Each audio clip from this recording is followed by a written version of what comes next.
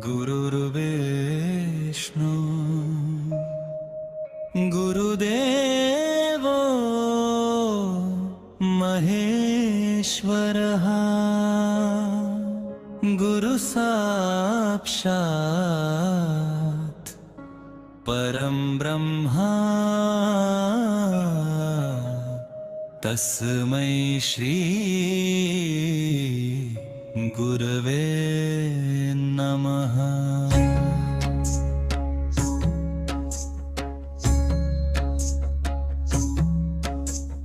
वक्रतुंड महाकाय सूर्यकोटि समप्रभा निर्विघ्नं कुरु मे देव सर्वकार्येषु सर्वदा। या देवी सर्वभूतेषु शक्तिरूपेण संस्थिता नमस्तस्यै नमस्तस्यै नमस्तस्यै नमो नमः।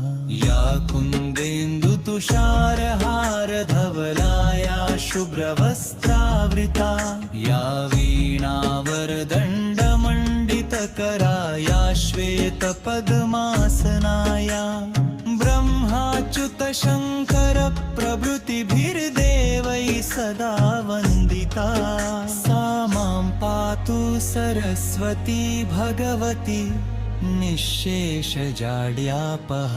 सर्वमङ्गलमाङ्गल्ये शिवे सर्वार्थसाधिके शरण्ये त्र्यम्बके गौरी नारायणी नमोऽस्तुते।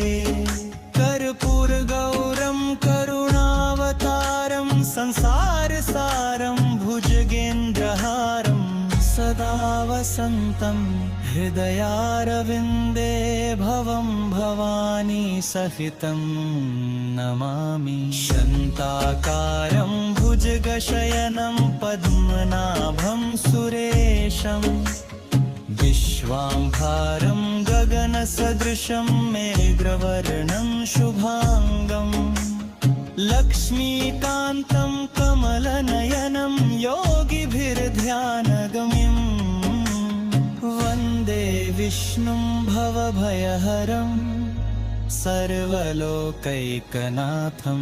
रामाय रामभद्राय रामचन्द्राय वेधसे रघुनाथाय